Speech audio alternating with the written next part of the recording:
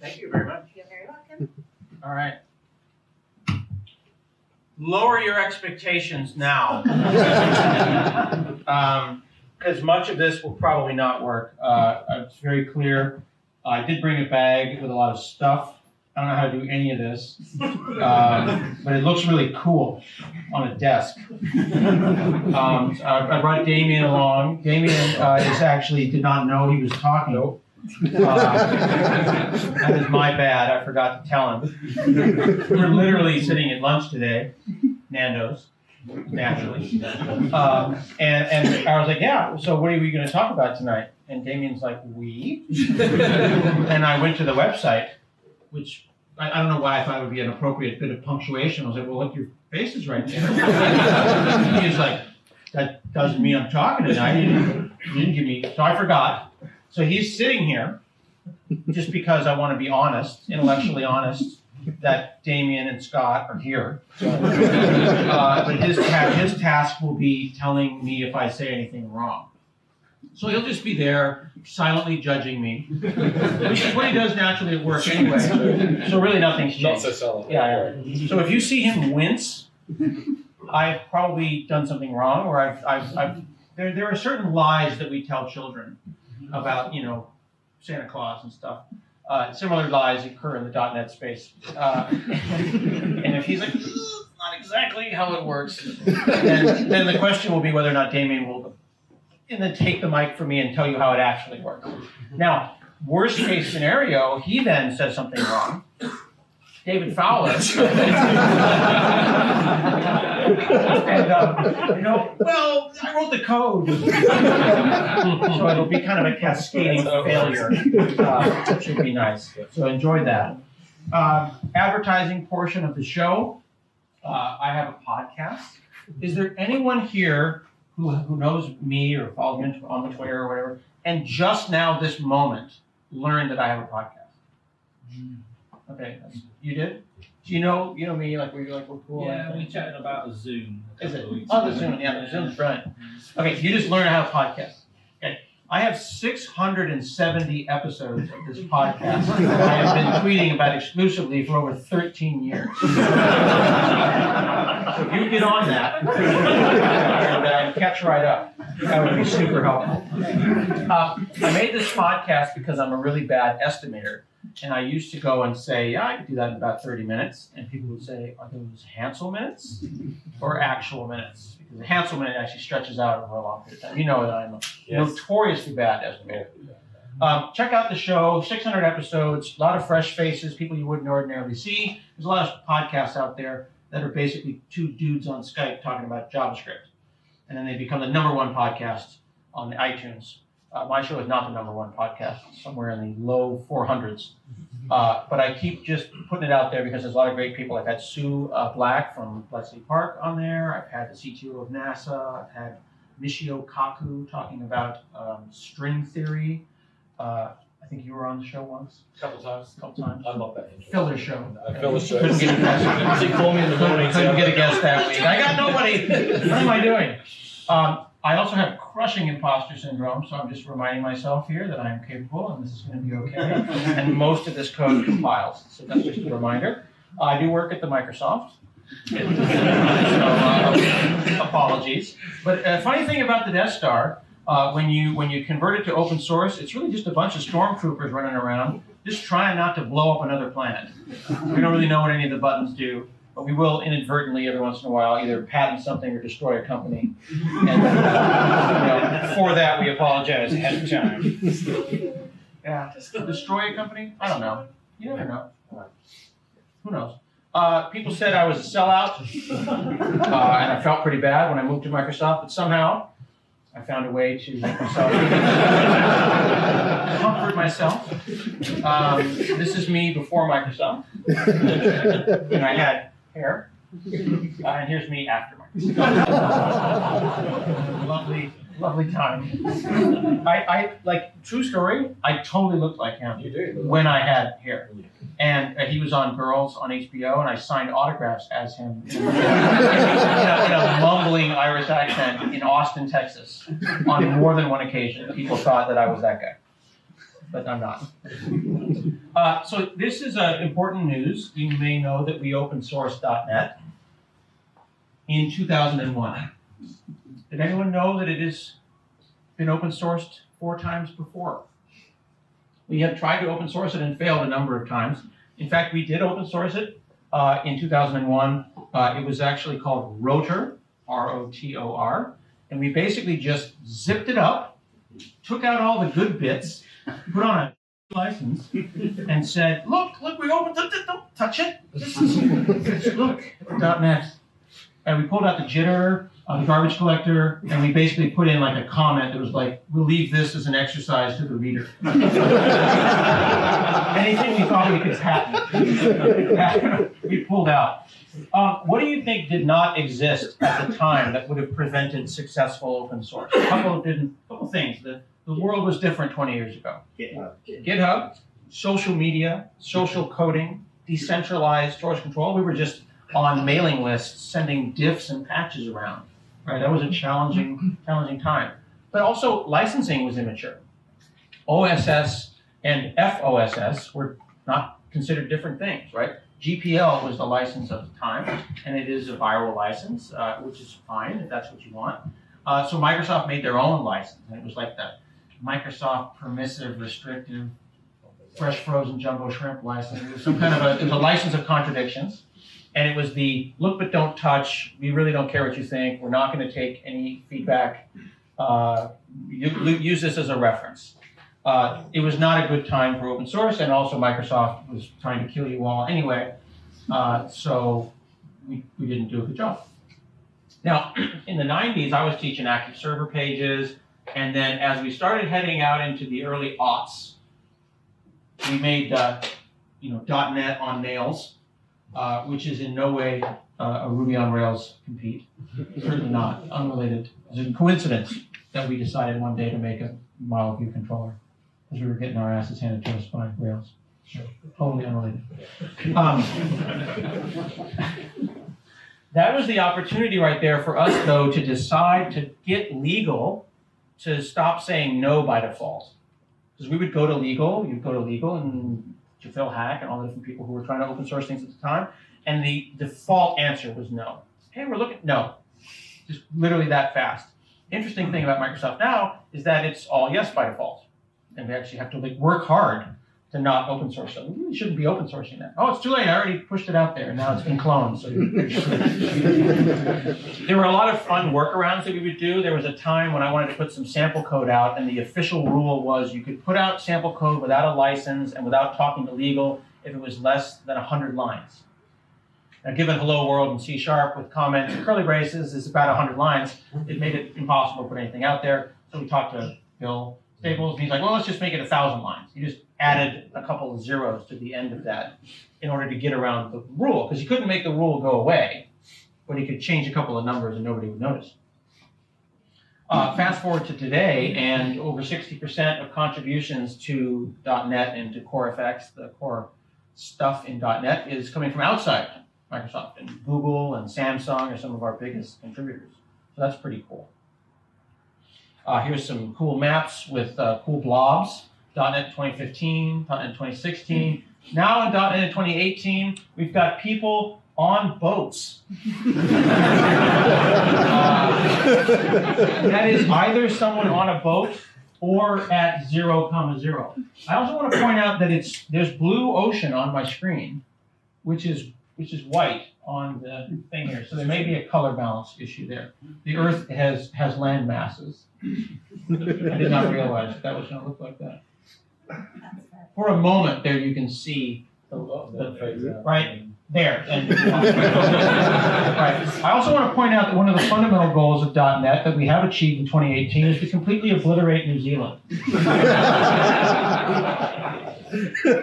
Bunch of posers down there. I stand.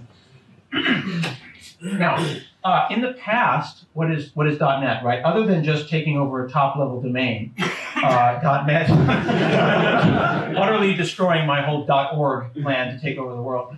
The audacity of doing that now. Who would go and name something .NET in 2019? Like, who would go and name something like a noun? Like, who would have the audacity to name a text editor code And how dare you?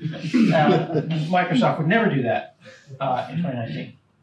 So .NET in the past was in C:\Windows\Microsoft.NET framework. There's a couple things wrong with that. First, C: presumes Windows, and it's in the Windows folder, and it's down in the beast.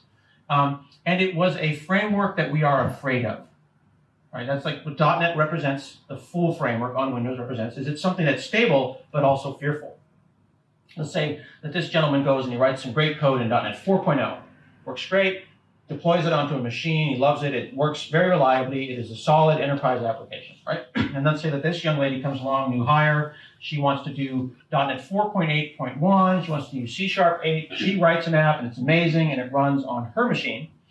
And then she goes to this guy and says, all right, we're going to deploy that out to the world. It's using the new hotness, .NET 4.8.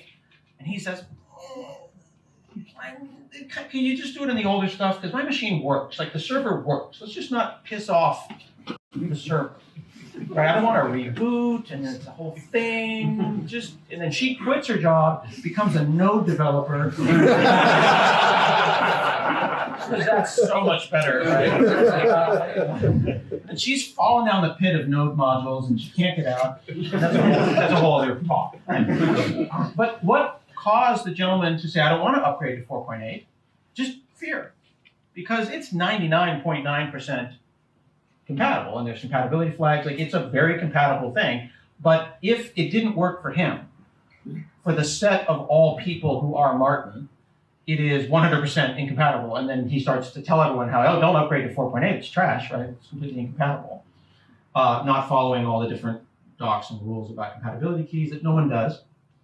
Ultimately then slowing down development at the company. Because fundamentally .NET at the 4.0 level is not side by side.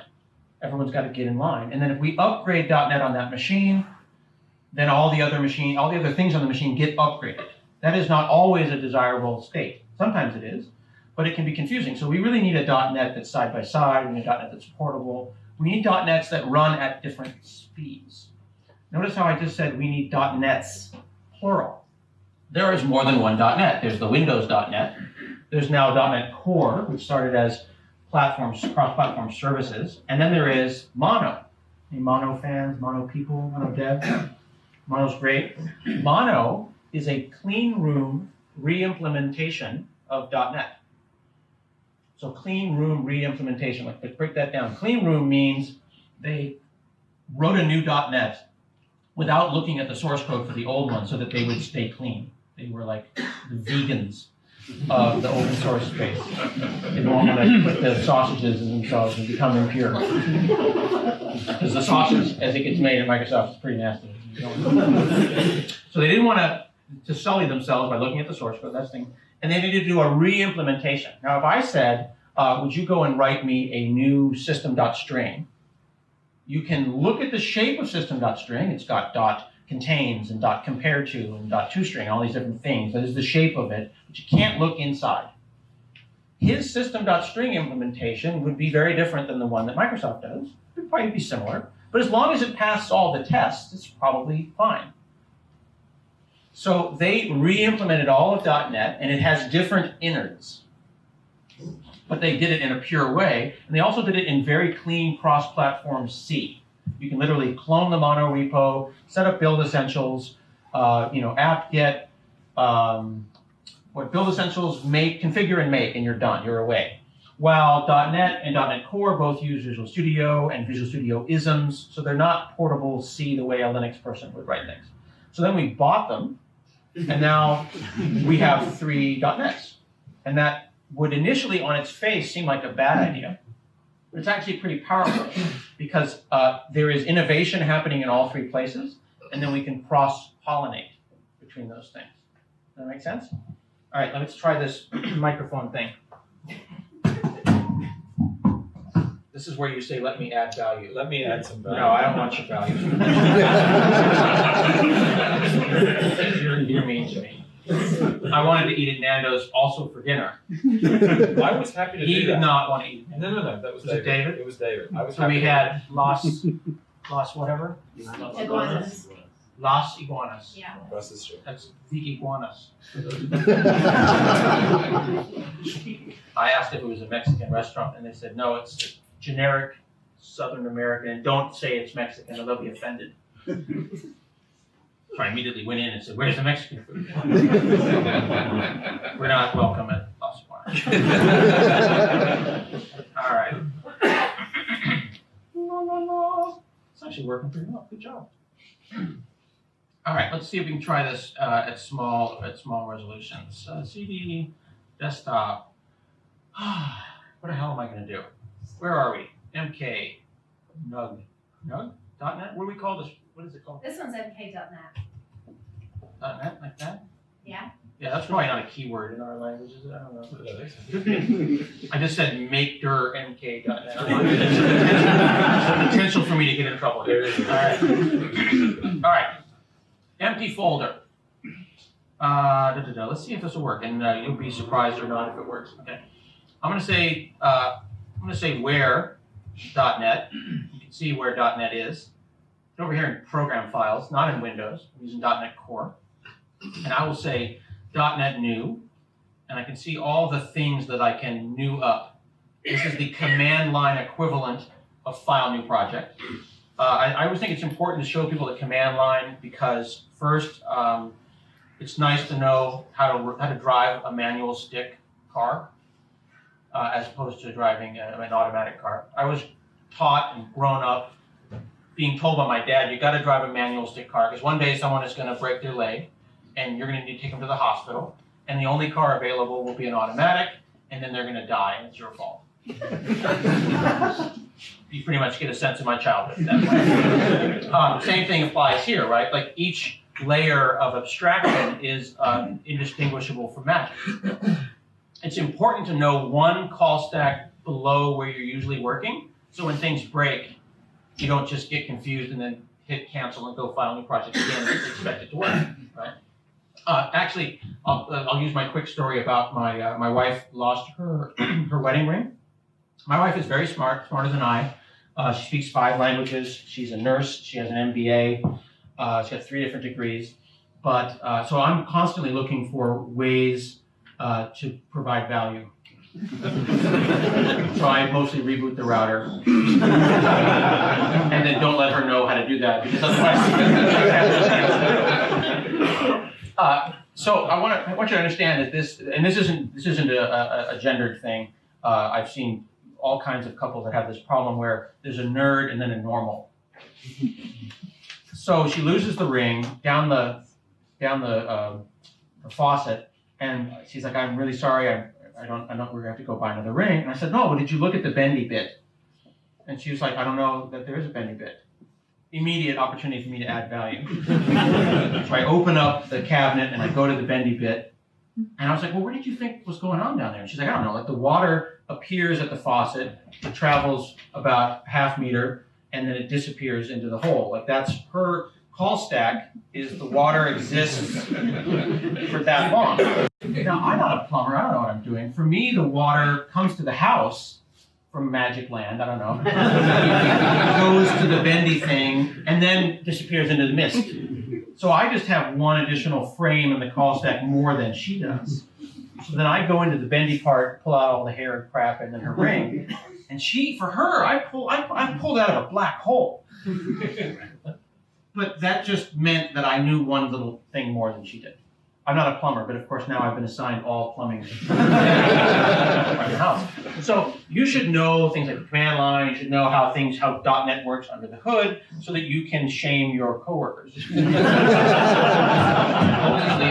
that's the goal. But for someone with imposter syndrome like myself, it's just to know these things so that you can justify your existence. Right? All right. .NET new console.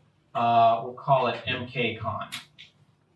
I also like to go to the command line, just every once in a while hit F7, and then have young people wonder, like, when did they add that to when did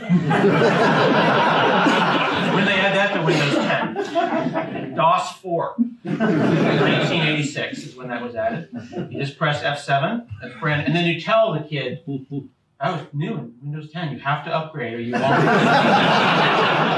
get that. That's a very exciting new feature that was just added. So, okay, I just made one called mkcon. Let's go cd mkcon. Say .NET run 1.1000, 2.1000, 3.1000. Now, at this point, people who've tried .NET for the first time are like, this sucks. Microsoft sucks. And they say Microsoft, and you can hear the $sign in the S. Microsoft sucks. S-U-X. 1.1000, 2.1000, 1.1000. Sucks. Slow, it's bloated, bleh, whatever. Foss. If I type down, whatever they say, right? This is the actual DLL right here. I could go and say .NET that DLL.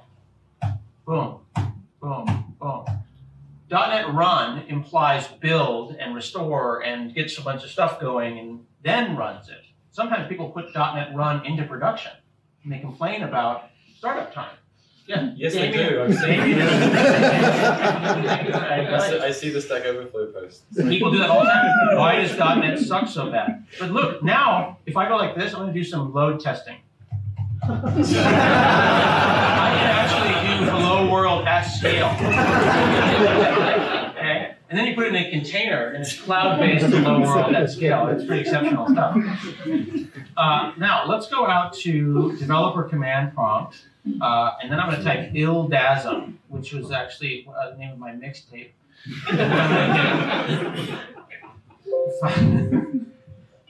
That's funny, but it's true. I'm going to open this up, zoom in. You can see this is the new Metro style of the UI. It's very minimalist. I'm going to go in here.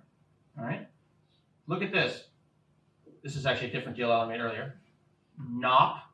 Don't know what that means? I actually do. It's a joke.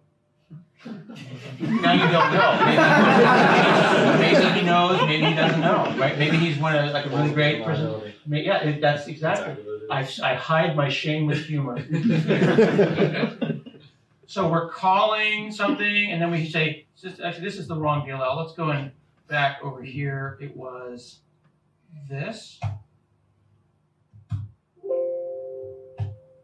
This is the real one, which is not going to be much different. This is as far as I get when I code is hello world. No op, load some string in the stack, call system.writeLine, nop, ret. Sounds pretty straightforward, right? That's the intermediate language. We've got apples. We want apple juice. This is apple sauce. Part of the way there. Okay. Now, I'm going to go out here with mono. The clean room re-implementation of .NET. And I'm going to go and say mono that DLL. Okay, and it works. Now that DLL was made with .NET Core 3, and does it say anything specific about Windows in that intermediate language? The only thing that it had that was interesting was that system.console reference. It said WriteLine. It doesn't say anything about the implementation of WriteLine or who's going to do WriteLine or what's going on under there, right? That's done by Windows. One of the things that I find is really interesting is that people who don't know how to drive a stick shift forget that stick shifts exist. I meet developers that have been professional developers in Visual Studio, and they've never actually used a call stack, never debugged a call stack. They have forgotten where the metal is. I'm not saying you need to know where the metal is. You just maybe kind of be aware of it and go, oh, okay, and acknowledge it, and then do your work. I'm not saying you need to be able to open up ildasm and edit all that stuff, but occasionally you may need to open up the cabinet and go to the bendy thing and pull out a ring, right? The reason that this is important to understand is that when .NET says do something, at some point someone's going to call some C code, and that C code is going to call some syscalls, and the syscalls are going to actually do the work. So if I went and made a bitmap and said, hey, system.drawing.bitmap, and then I need to blit it onto the screen, who made the bitmap? Who decoded the JPEG? Who put it on the screen? Well, Windows did, GDI, the graphics device interface. I could compile it, I could run it in mono and bring it over to Linux, and when would it stop working? When would it crash? It would work just fine right up until the point where it hit the metal and looked around and said, hang on, this is not Windows, and it would then fail. It would not find the method. It would not platform invoke or p-invoke correctly, and it would blow up. Things would fall apart. when you say file.open, if you say C:\\/ and then you move that over to Linux, the file part will work, and the C:\/ won't. Things like that you can be aware of. If you have an app, and you're like, yeah, .NET Core is cross-platform, but your app uses the registry, it will mess up when you get over to Linux or to Mac or whatever. So of course you need to abstract out that registry bit and have it maybe use a JSON file or some XML or whatever, some YAML or whatever the kids are using these days, right? And then that would be your registry, while it might be a different implementation. So being conscious of those things is important, but people forget that ultimately somebody called some underlying stuff. So the fact that I could go and say hello world with mono, even though I made it in this world, is pretty cool. Now, what if we went up here and let's say .NET new class lib. Lib. It's not lib. It's not a library. Can't stay silent. I'm not going to the library to get a boot. We could sit here and find lots of other English contractions that result in different You go and say pronunciation if you want live to. or live. Live. Ah, Thank you. Keep in mind that these are the people who think that a NuGet package is called a nutcase. It is a nutcase. It's not a nutcase. We'll all leave here calling them nutcase. I will say class lib if you can pronounce Ubuntu correctly. Ubuntu. Okay. David says Ubuntu. It is not. That's not a discussion point or argument. It's Ubuntu. I know. I showed David a video of Nelson Mandela saying Ubuntu. And he said, I don't believe it.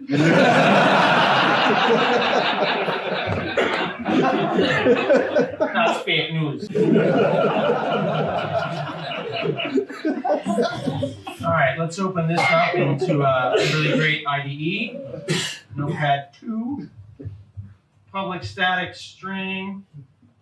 We'll say greeting. Sometimes I want to go out to the command line and do it like this, copy con, foo.cs, because this time you only get one chance. Screw it up, then you have to start all over again. And then you just add as many of these as you can. Control Z, and then the young people wonder, I copied it from where? From the console. Is it pronounced con or colon? You're not going to go there? You sure? I don't want to say it wrong. Okay. I don't know what y'all say here. And what do y'all? How do you greet each other? You grew up here. You say hi. I was the Aussie. I said g'day and everyone laughed. But you grew up where? Where did you grow up? Yeah. Here. In Milton In Keynes. MK. In MK. Yeah. Yeah. And you For a few say years. hi. Hello. Well, back then we'd say other things.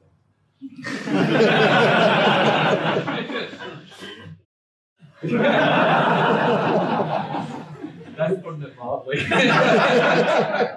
Okay. We'll just call this Damian then. Hey, remember the namespace of the class because I'm going to forget. They all call me Bruce. Is that an English joke? Maybe. I may or may not. It wasn't like compulsory Okay. as it is here. But I may have channel switched to something else. All right, Bruce, greeting. Okay, cool. So let's go back over here. I've got mkcon and mklib. Sorry, it's going to take a while to get my mouth used to that.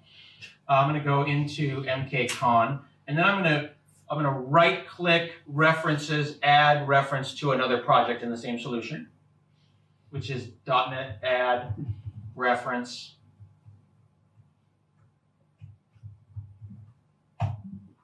Right? Let's look inside that CS proj and see what's going on. Cool. All right. And let's go into Notepad, Bruce and greeting.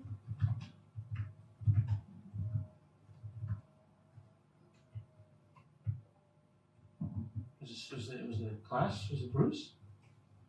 Yeah. Was it green? That? I don't know what's happening. No, MKLib. MKLib is the namespace? Yeah. Alright. Bruce was the class.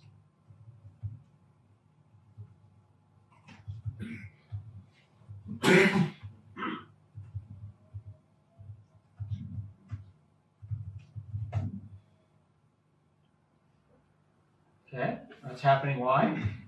Still open. Now it worked. Okay, lovely. Now that, when I open the CS proj, the CS proj is outputting an app.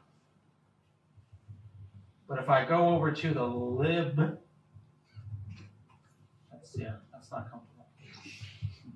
I've been saying it like wrong all these years, right? Oh, y'all. David was doing his slides and put that something was the death nail of something. Death nail. And we were like, no, it's death knell. And he's like, oh, is that what it is? Have you ever had that thing where you lived for like 30 years? You've been saying it wrong all that time. Apparently it's pronounced facade. Thank you for telling me. Because I've been saying facade.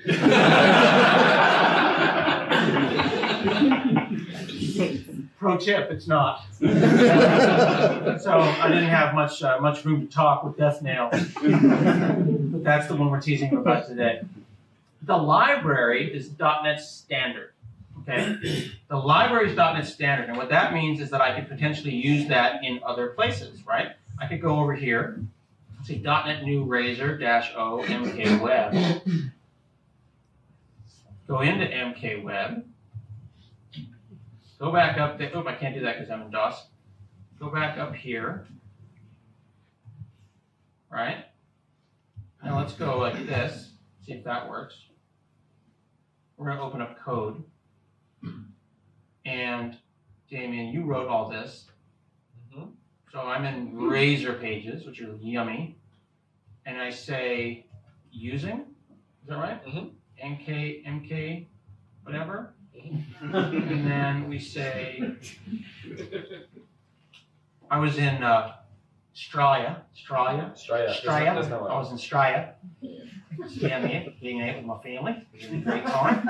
And apparently, if you talk about routing, completely inappropriate. So I just left and got some break. Okay, so we just said Bruce.greeting, right, here in web. So now I can go and say .NET Run. And while that's coming up, I will open a competitive browser. I've got a little trick here I've been using in competitive browser. It's called Bing New Tab. It's a really great extension you can add to Chrome so that each time you open up a tab, you get Bing. Which is great. It's all like Bing's attractive screens and stuff.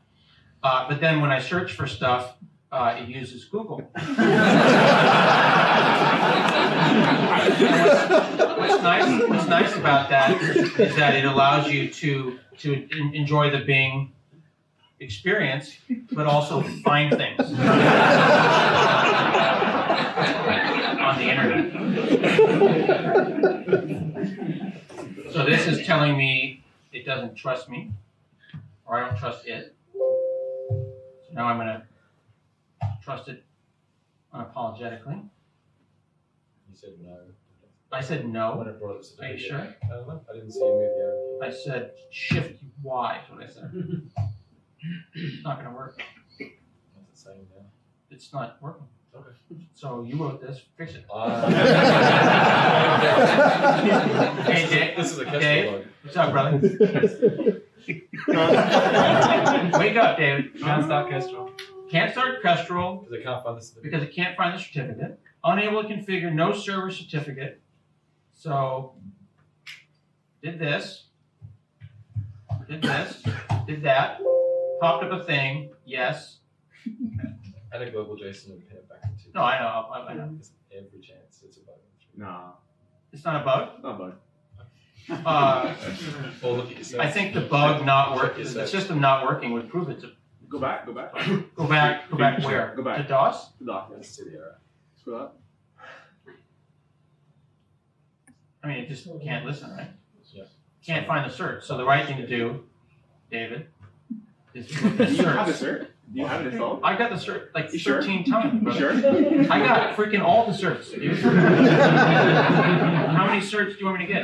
Like this is today, that's today, that's today. Is that today? What is today? 31st? Okay, let's delete those certs. Yeah, start from scratch. Format C.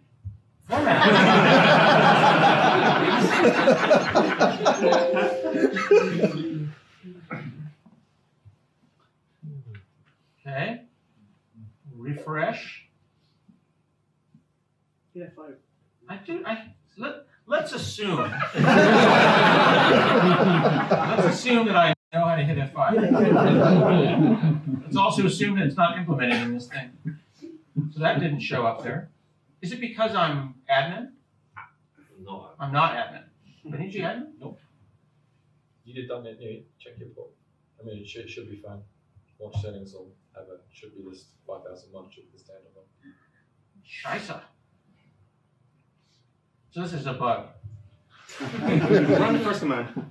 Well, dude, I'm on, like, to be clear, I'm not, like, I'm on. What's alpha? Yeah, what is that? That's desktop. That's okay. Oh, okay, that's really. But it's still preview. Like, it's preview from, like, a couple weeks ago or a couple months ago. So, is that a bug? No. There's 2 commands, right? You need trust in the first command.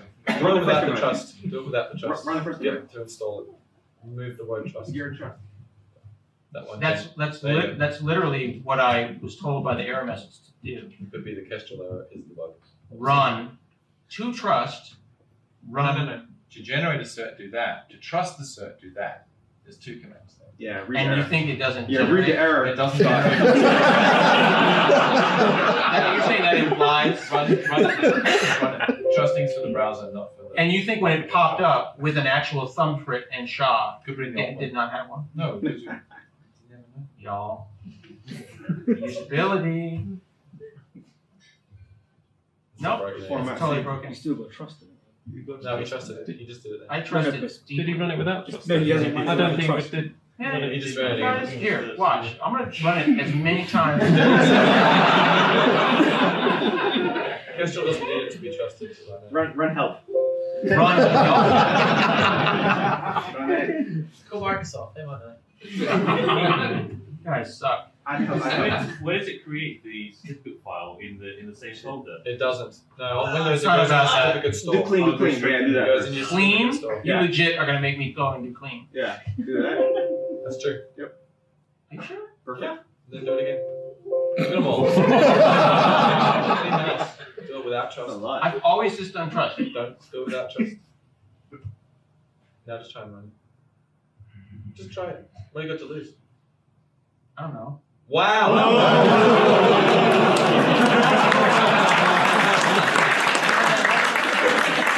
That add value. Trust it now for the service. No, I trust. You don't need to trust it to start the service, trust you need me. with the browser. So go back and trust it now, and then reboot the browser, and then you won't get that nasty error message. Yes. You gotta hit yes, not no.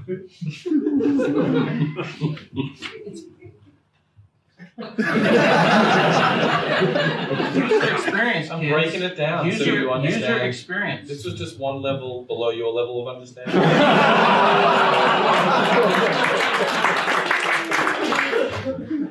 The part that's weird about that is that, what's the name of the kid that wrote that stuff? Javier. Javier. Yeah. I worked with him on this. I know. Like I know that whole flow Yeah. backwards and forwards. Do you have to go to net internals and then clear the cache? I've done that before. No, this is just stupid. Like there's a bug here and they don't want to. By design. Try an edge. Bugs. try on an edge. Try on I'm edge. not gonna stoop to using edge. It's not trusted. There's a bug. OpenVS. Chrome has its own cache, I Seriously, think. try that internal. All right, hang on. Edge work. Hang on. Chrome has its own HTTPS. So this is what you cache. do with Chrome. I'll show you the best way to fix your problem with Chrome.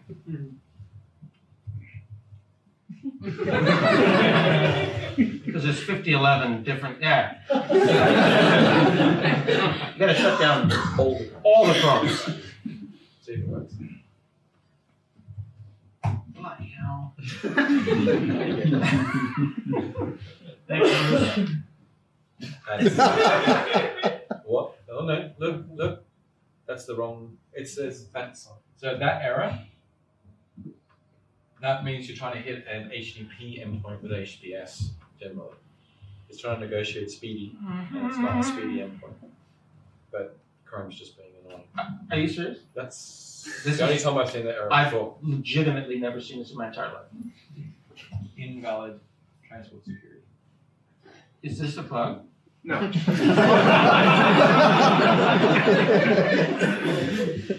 This is so clearly a bug. You got Firefox?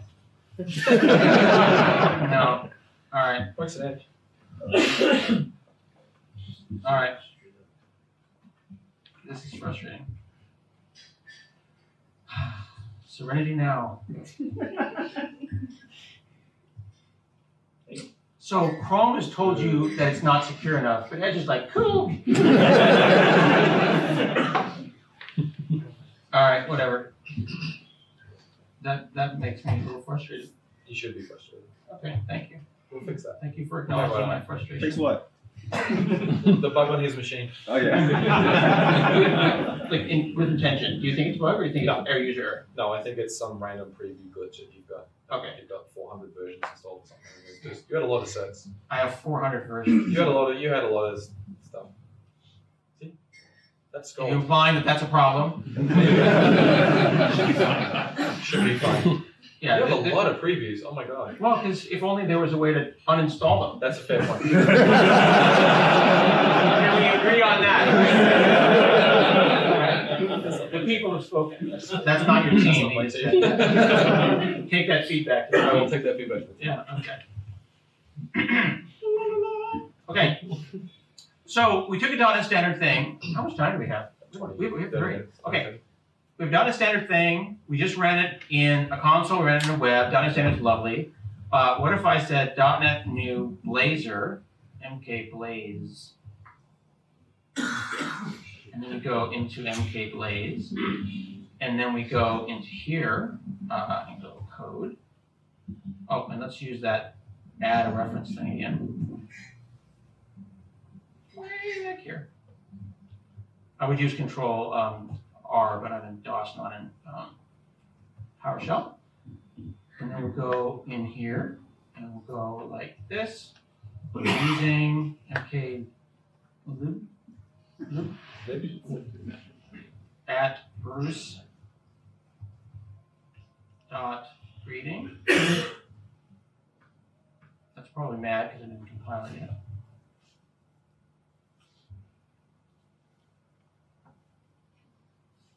Okay, I assume all of that spew is good. Yes. Fine, you say yes. Okay. This probably isn't going to work, so that's nice. You think it's fine? Okay. All right, that worked. Now, if I go over to Ubuntu, I've got this hello.c file. Okay? And using mscripten, we can compile that into WebAssembly. So C can be compiled into WebAssembly. And then I can go and say .NET serve, which is a tiny web server that you can use as a global tool. Now it's listening on port 8080. I can go localhost 8080. And now hit that HTML that loads the WASM that runs the C program. So C compiled into WebAssembly, which is the applesauce of JavaScript. on the way to apple juice. What if you then took some .NET, or specifically one of the .NETs, and compiled it into WebAssembly? Of the 3 .NETs that we have, which would lend itself nicely to being compiled into WebAssembly? Mono. Let's hit F12. And then, as you probably know, when you hit F12 and then you right-click in Chrome, it turns on this menu that does not exist unless you have F12 tools open. Oh, see, that makes me happy. I'm going to spend an hour with you all, showing you stuff you already know. But this gentleman in the back just went, oh. That means I've added value. I feel like that's exciting. Yeah, I learned about that too. So you don't know how long I've known this. Right, I could have learned about that at lunchtime. So then you can casually drop that in at work now, because your coworkers aren't here, right? They suck because they didn't come to the user group on a weeknight. So then I'm going to go and hit that, and let's zoom in. We can see localhost and this and that, and WASM. We just brought mono, the mono runtime, CLR, down as a WebAssembly. Then our DLL came down. Now, this is interesting. Did we compile our DLL to WebAssembly? Remember? Did you see me do anything fancy? No. It's the same DLL as before. The same one that I put on the console, the same one I used in the web, is now downloaded as a DLL, a legit DLL, and then assembly.load happened in the WASM, loaded that up, and then interpreted it and ran it within the context of WebAssembly. So effectively, the internet itself is now .NET Standard compliant. Some people will say, well, hey, Microsoft, with an S and a $sign, doesn't that, this is Silverlight. You're just trying to make Silverlight again, right? You're absolutely right. Why is this not Silverlight? Because when we were making things like Silverlight and Flash and Java, we were trying to make these weird little virtual machines that lived in a square. And we had an object tag and NS APIs and all the kind of, it was a hack. It was all a hack to get us to where we are now, which is a proper virtual machine embedded into the browser, and that virtual machine is JavaScript itself. Additionally, Silverlight was closed source, et cetera, security issues, this and that. Every single thing I'm showing you, the compiler, .NET itself, Blazor, WebAssembly, V8, it's all open source, the entire stack down to the metal. That's why it's not Silverlight. Additionally, that's HTML. That's another reason that it's not Silverlight. That means that someone could do potentially really interesting stuff. Now, in the interest of time, I'm going to yada, yada, yada through a couple of things. But if you in .NET Core 3.0 have like a WinForms app or a WebForms app, we've actually done a brain transplant, and you can go and take your 15-year-old WinForms app that runs on the .NET framework and swap .NET Core underneath it. So now, rather than saying, all right, in order to run this app, install .NET 4, reboot, then install the app, you can just Xcopy and say, here's the folder. This WinForms app has its own private build of .NET. This WinForms app is self-contained. It does its own thing. It could even, now that WinForms itself is open source, you could have your own private build of WinForms with a bug fixed or changed or behavior change. Same thing with WPF. Additionally, if you had an app like this, which is a little memory game, like a memory card game or a matching game, let's see if we can get that to run. This is running, this is an old WinForms app running .NET Core 3 underneath it. Gonna pop up here. Give me a minute. If I have the right hotkeys configured. The thing is, it might have popped up and I can't see it. No?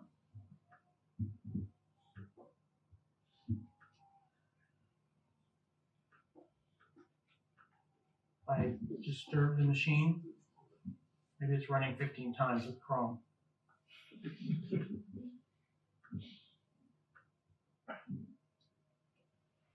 That's just being judgmental. 2 errors. Are these real errors? Oh, projects unloaded. Like you do. That project doesn't matter though. That's the wrong project. I'm over here. What's happening? That is needed though.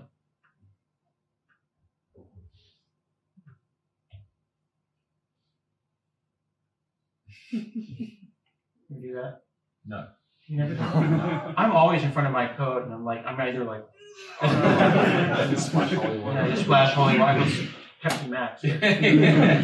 So this is a WinForms memory game. All right? Very old, runs just fine. It's running in .NET Core 3. If I switch over here and run it again, compiling this. Oh, for fuck's sake. Probably because we've got a bunch of crap on different ports doing different stuff. So you can go away. What's that? Probably that cert thing you screwed up earlier. It's trying to start on some port that's already open. No, Bruce, no, cert thing.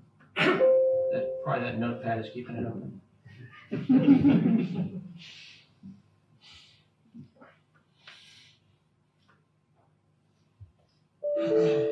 So what's open on port? Why would IIS Express not want to start? Restart VS. Restart VS? Mhm. Yeah, you guys. Do you want to fix now, or do you want to debug it? And Both. okay. I just want to know what's wrong. I would love to know. I've never seen this happen, and it's only because you. Probably because your icons are so big. It's not. I know where everything is. Except IIS Express.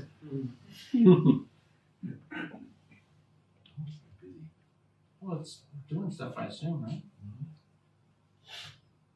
It's good that I guess it breaks here and not tomorrow. Can I run IIS Express on its own? You don't want to. Don't try. Kestrel, or does it have to run on IIS Express? All right, tell me how to do that. Oh, you just want to do that? I thought we were going to go and edit a file somewhere. No. It's that cert thing. Nope. It freaking is, dude.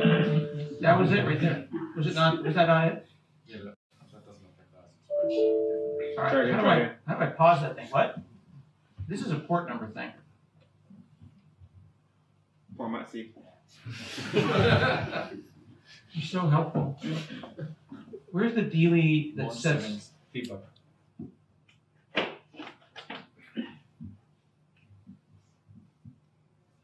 That's not a port that anyone cares about. No, it's okay. How about that one? It's pretty dangerous. Are you serious? No, it's fine. That is like And then- angry. What in the French hell? I want to take a screenshot. That's fixed in It says you have a bug. Not a bug. It says line 11 and main is not bad. That's right, because it's not running. The do it function. That's right. Debug it. I could debug it. Step in. Who would Source link. debug such a Line thing? David's. It's David's bug. It's Kestrel's. You want help? You want help? Are you gonna come over here and fix Want it? some help? Are you actually saying you can fix it? Because don't say you I'll can just fix it sit if you here and can't watch. fix it. We're trying to, because IIS wasn't. We are using Kestrel. I can't bind the port. I never use IIS, so IIS probably. Right. Okay. Where's F10? F10. Boom. Exception. IPv6, IPv4, access a socket in a way forbidden by access permissions? Man, that's awesome.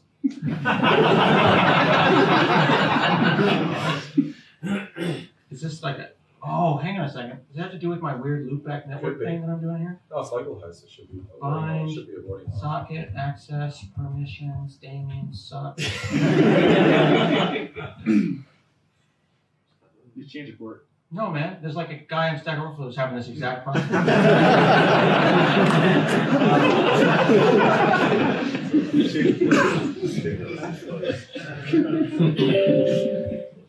What was it? 65,000 something? 62,000. Something. That's a lot of ports. No, that's normal. There's always a lot of ports. But none of these ports are anything problematic. Shouldn't be. Not for thermal ports. Ephemeral ports Only for should. 80. You don't think? This change port. I did. I just changed the port. Not No one in wants there. me to do it. Like 8081. Go into app settings. Lock settings and change the port. Do you think there's an ephemeral port problem?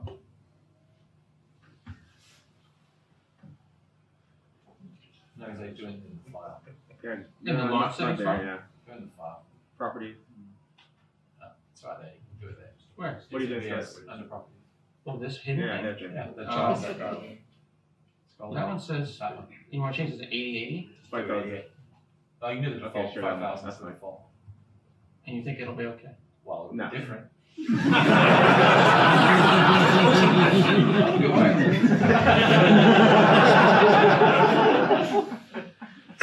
So glad I did. we didn't record this, did we? We're gonna need to delete that footage. So this is the WinForms app running in Blazor in the browser. Now, is it really the WinForms app? How much do you think we were able to reuse? About 85%. All the logic, that .NET standard stuff was there. Painting, though, putting buttons on the screen, can't do that, right? So if you have a well-factored WinForms app, if you're one of the 2 people that has a well-factored WinForms app, by factoring out the stuff popping all the way back off the stack at the beginning of the conversation that knows, if you know about what's hitting Windows, what's hitting Linux, what's hitting whatever, versus what's going on here. Make a nice portable thing, move all your logic into it, that will run in the browser. Then the actual painting of this is just done with either Canvas or a bunch of divs. Porting this was about 5-6 hours. 4 hours of it were debugging port issues with certificates. And the actual part was really quite simple. Get the CSS to work. Yeah, and to get the CSS pretty. Now, in the interest of time, let's do something else to show you, because we have a train. .NET Standard, so important. Now Ubuntu's gone to Cleveland. I'm going to go and shush into this machine. I'm with you on that one. You were trying to make shush a I'm thing? with you on that. So we're trying to make shushing into machines a thing. So if you can shush with us. This is a Raspberry Pi. This is specifically a Crow Pi that we've got here. Here, that. Don't hold anything. Just sit there. Hang on. Oh, I think I broke that bit there. I didn't really need that. Oh, the keyboard's not on. Tiny keyboard. Ooh. Here, let's do this. That way you can all ooh and ah this way. This will be the shot that you want to take for Twitter.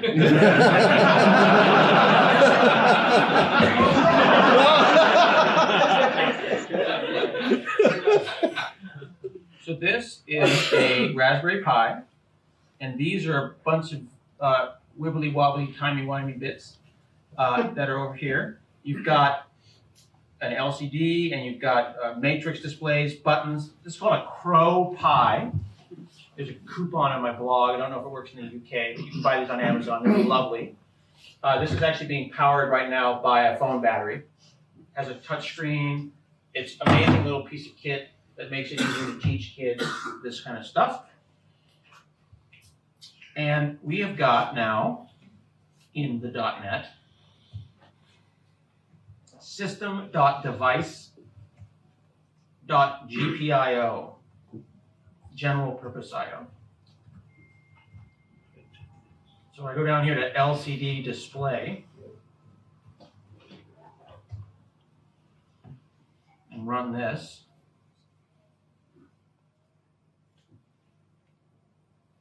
There we go.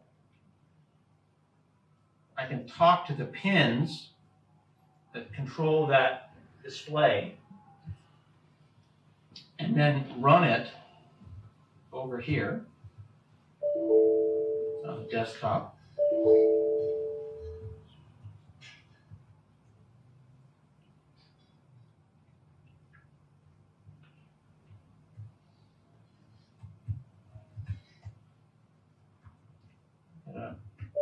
Bug here. I'm going to reset that screen.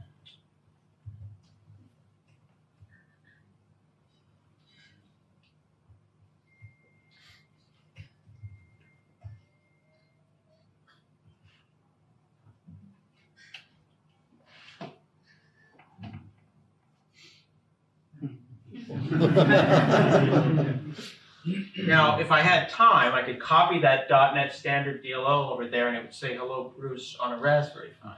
That's using Linux and ARM, and I can actually go in. I've got a blog post on this. I've got it such that I can SSH into this machine and do click F5, automatically publish, and do interactive stepping debugging cross architecture from x64 to ARM. Deploy the DLL and automatically start working, which is pretty cool. This is a microcomputer, right? It's a full operating system. If I go and run top, you're going to see a crap load of stuff pop out with top, right? There's a non-trivial amount of work going on there. So it might be a little bit over the top to consider something like this in order to say hello world, right? It's really not necessary. It's a little bit extra. So for something like that, you would not want to use a microcomputer. You would want to use a microcontroller. This is a quad processor ARM machine. A Raspberry Pi is a bit of kit that is actually non-trivially complex. If I just want to do a little bit of IoT work, I probably am not going to want to do that with a Raspberry Pi. But .NET, of course, can't run on small stuff. That would be insane. So I brought some insanity with us. There is a group that is called Wilderness Labs. I'm taking that soda for later, hold that. Wilderness Labs has a Kickstarter called Meadow, and Meadow is a bit of impossible technology. What it is an MCU, or a tiny microcontroller, that I can go, okay, I plugged that in. It's there. You're good. Is it big enough? Yeah. Scale. And I can go in here in Visual Studio for Mac. Pack me up while we're doing this. Try to take one at a time. You're like 10 minutes walk from the train station. It's literally just on this. Totally get it. Yeah. But I gotta Totally fine. get all the crap together. Okay. So what this is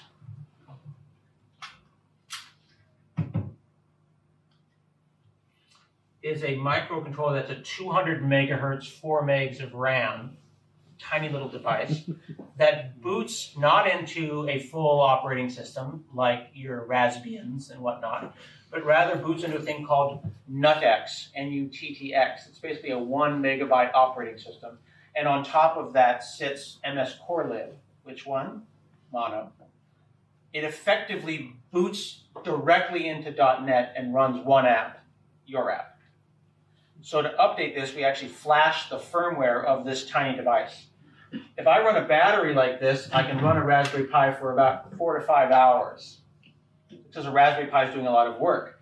With a microcontroller, you really want to sip milliamps, fractions of amps. And you could run something like this theoretically for a month. So I'm working on a project where I want to be texted when I leave my garage door open. So I don't want to, take a piece of tape and tape my Raspberry Pi to the garage door. I'm going to do something like this with a small embedded device, and then when the garage door opens and it rotates, it would notice the orientation changed as the garage door went up, and if it stays up there for more than 5 minutes, it'll text me. It's got Wi-Fi, it's got Bluetooth, it goes and talks to Twilio, and I get the text and it tells me what's going on. This is pretty cool, right? So this is, I believe, one of 4 in existence. This is a pre-alpha custom printed for me to bring here to show you from Wilderness Labs, wildernesslabs.co. I don't have any relationship with them, but we just think .NET is really awesome. This is a .NET standard microcontroller. What's cool about this is this theoretical WinForms developer who's been laboring with their WinForms app for 15 years might be towards the end of their career thinking, well, I didn't really do anything but WinForms. I don't know Docker and ASP.NET. I don't know Raspberry Pis and stuff. You know C#. You know .NET. You know .NET Standard. You are 85% of the way there. I don't know microcontrollers. I know how to follow wiring diagrams. Right? I was told later to use different colors. Would have been nice to know. Thanks for that. So I'm going to plug this in, and we'll see if we can get a ta-da moment, because this is the riskiest of the risky. We're actually going to flash the firmware of this thing. Now, in the future, when it's not a pre-alpha later this year, I am told that they will have this thing set up where you can just hit F5 and it'll just work. But right now, we actually have to plug in what's called an ST-Link firmware flasher, to which I go like this. And we go and we run STL-Link, which runs GDB server and then listens on port 4242. And we go into another tab, run another GDB server. So I've got 2 debuggers talking to each other, and in a folder on this machine is MS Core Lib, the Meadow stuff, this is called a Meadow device, and our app. It's just a console app, and it can use .NET Standard stuff. It is talking to the pins and outputting data. So the actual app just looks like this. It's going to flash some lights and then write to the screen and tell me the state of the LEDs.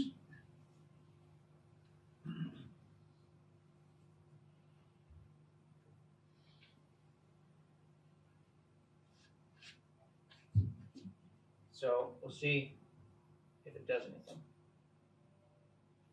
Right now, this firmware takes a minute or 2, because then it needs to reboot the device in the debugger.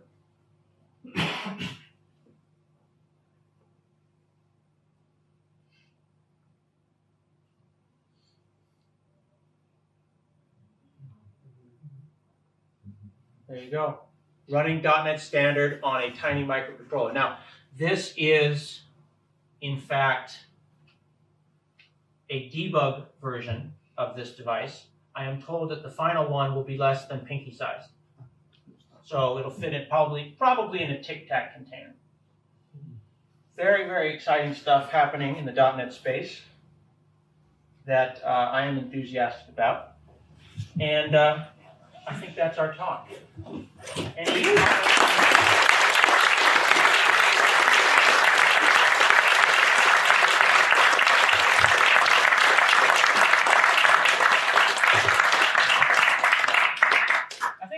Time to be a .NET developer right now. We just need everybody else to get the message. There's a lot of cool stuff going on. We just released .NET Core 3.0 Preview 2 yesterday, sir. Yesterday, yeah. Yeah. What are some things in there? So first, it's the first preview that has decent ASP.NET Core stuff to try out. So if you're an ASP.NET developer, Razor Components is in there.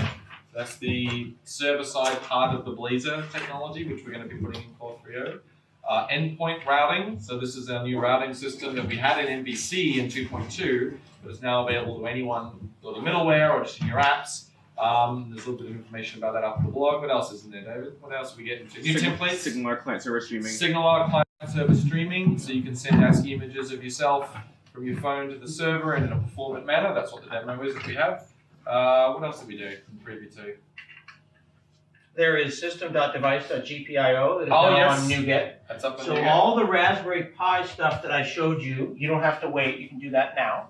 We're working on streamlining the debug stuff. I appreciate a gentleman who helped me get my SSH keys working.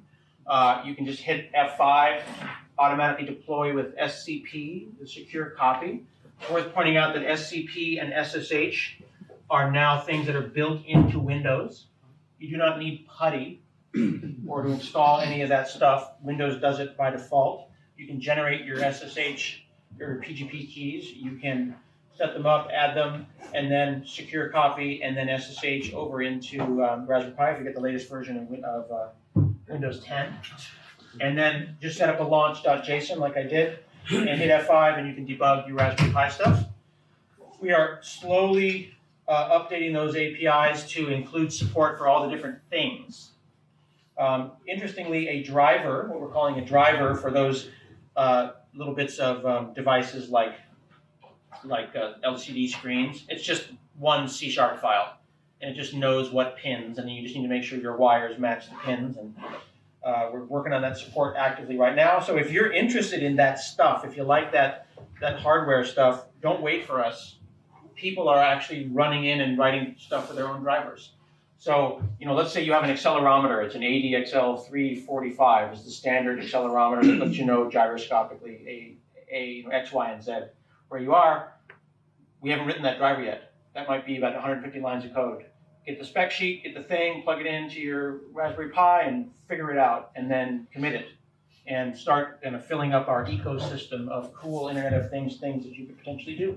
Absolutely. Oh, also, talk about the JSON stuff that was just So there was two things I was going to mention. One is the ASP.NET Core is getting the Pipelines API, which you may have heard of. It's this new high-performance alternative to streams in .NET is being democratized inside ASP.NET Core, so you'll be able to use it sort of everywhere, exposed directly in Kestrel to get super high-performance code.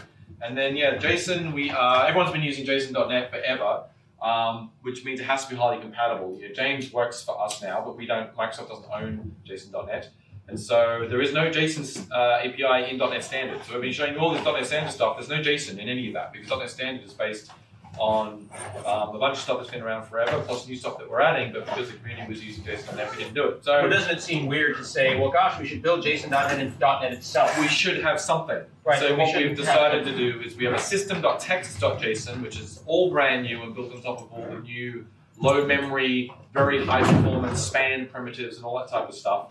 And so there is now in the latest preview a JSON reader, a JSON writer, and a JSON DOM. And then eventually, before we ship 3.0, there'll be a JSON serializer and deserializer. Very simple, nothing like JSON.NET supports deserializing like in Hibernate objects, right? It's incredibly feature rich, which is why it's so big. And like you won't put JSON.NET on your microcontroller or even your Raspberry Pi or even in WebAssembly, it can be a problem. It's very big. The system.text.json is designed to work everywhere and be very fast. So that is also in 3.0. Yeah, good stuff. Isn't that fun? Yeah. So that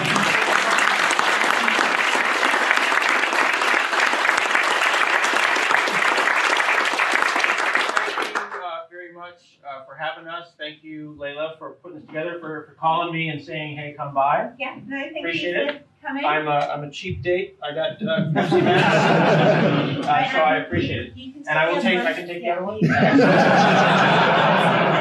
allowed. I'll put that one. Very nice. Thank you very much. Thanks for putting this together. No, well, thank you so much for coming, and I hope you had fun going around Bletchley Park as well. Oh yeah, it was brilliant. Right? If you've been watching my tweets, we got I think they got us confused with some other group, and they thought we were there for the special tour group. We showed up 5 minutes before those people, so we got one of the gentlemen there to give us like a private thing, and we did the full walkthrough, encryption to decryption, all the while David's trying to do it in his head in C code. Too bad you weren't there in World War II.